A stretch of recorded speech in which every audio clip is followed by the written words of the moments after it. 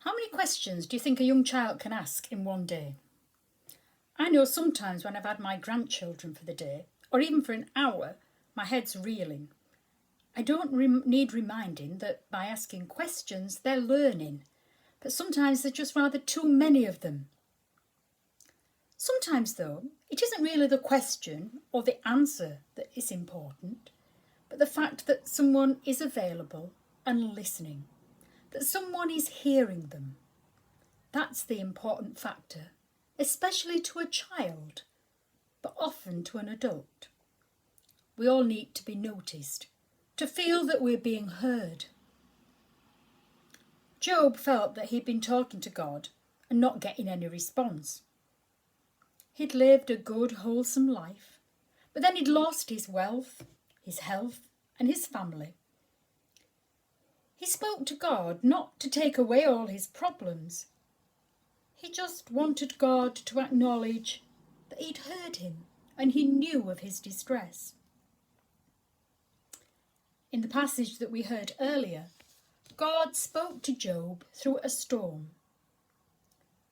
But strangely enough, he didn't answer any of Job's questions. Just like those questions of the child, they weren't particularly at the heart of the issue. Job simply needed the reassurance that even in the darkest storm of his life, God would hear him. And God knew this. And God used Job's ignorance of the natural order of creation to reveal how little Job actually understood God, his mind, or his character. How the big picture fitted together and where Job had his place in God's master plan. Because eventually he got his wealth, his health, and his family back. In everything that he did, Paul always considered what his actions communicated to other people. He believed that as a follower of God, everything that he did was a reflection on God. And so Paul stood faithful to God, whether people were praising his actions or condemning them. He remained active, even in difficult circumstances, even through the stormy passages in his life. He spoke to the Corinthian people of his love for them, which was only made possible because he was so loved by the God he followed, and he had faith in that God, and he had faith that God would hear him and answer him. So often we think we know what's best. We know how things should be done. But ultimately, God knows best. And sometimes we just have to submit to his power, a power that is greater than any situation, a power that is greater than any storm. Why are you so afraid? He asked his disciples. Do you still have no faith? They rebuked him for sleeping through the storm. The disciples were terrified by the huge storm at sea, while Jesus laid in the bottom of the boat, soundly asleep. Angry, indignant, they woke him up asking, "Don't you care that we are perishing?" But Jesus responds. He calms the storm instantly. It's interesting that on the Sea of Galilee, where Jesus was asleep, the disciples didn't wake him up and yell, "Save us," or "We're drowning," or "We're sinking." But do you not care that we're perishing? The Sea of Galilee is 680 feet below sea level. It's surrounded by hills, and so the winds blowing across the land intensify, often causing violent, unexpected storms. The disciples were seasoned fishermen, well used to being in a sea, in a storm, but for some reason on this occasion they panicked. Their fear probably heightened or exacerbated by the fact that Jesus simply lay there, apparently unaware of what was happening. No doubt you've been woken by a thunderstorm in the middle of the night, then discovered the following day that others have managed to sleep through it, and you can't imagine why.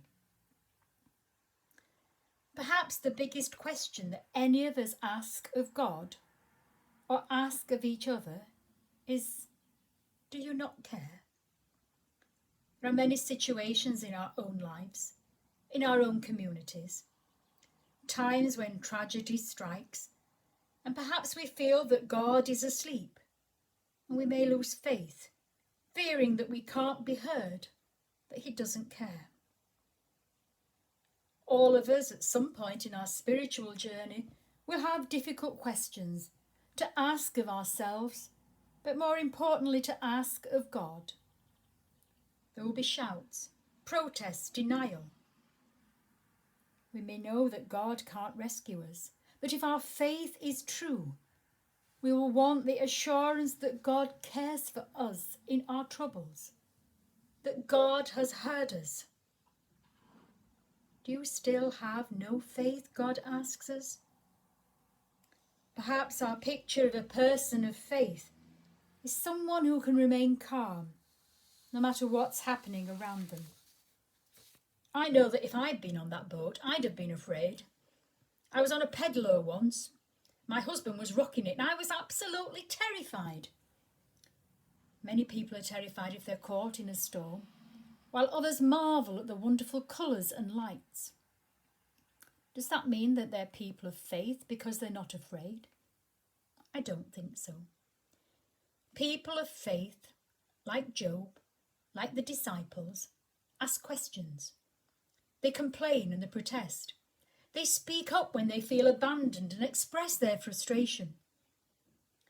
As in any relationship, healthy discussion and question, when put together with active listening and hearing, builds the relationship, allows it to nurture and move forward. Our communities need a faith that takes suffering seriously, one that's not deaf to the pain of people.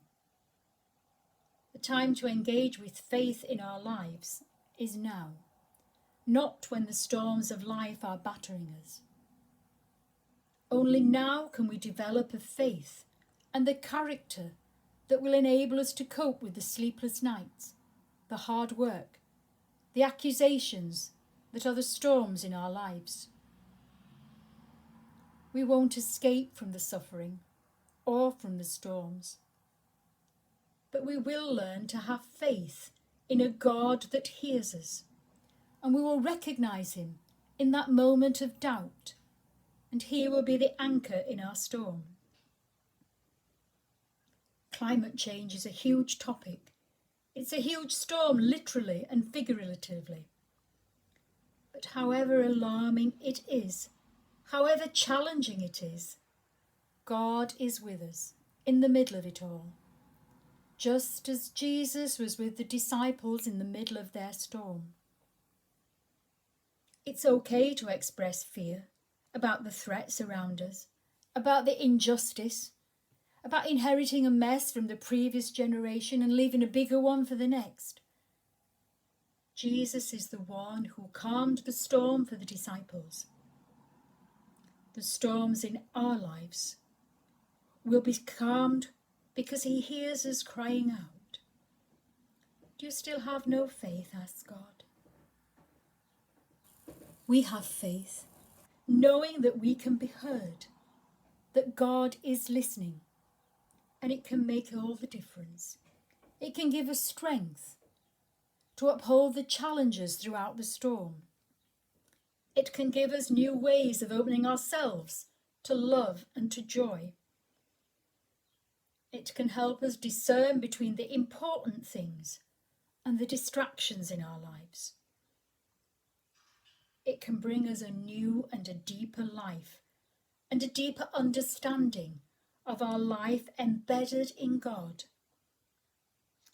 Whatever the situation that becomes your storm, you can either worry that God no longer hears you and no longer cares, or you can have faith in him. Put your trust in him. Do you still have no faith? God asks. I pray that each one of us can rise above the storm, that we can have the faith to know that He hears us, to forget about ourselves, and to put our faith and our trust in God, the only one who sees the bigger picture, can answer the bigger questions, holds true and holds fast, in whose faith we come alive. Amen.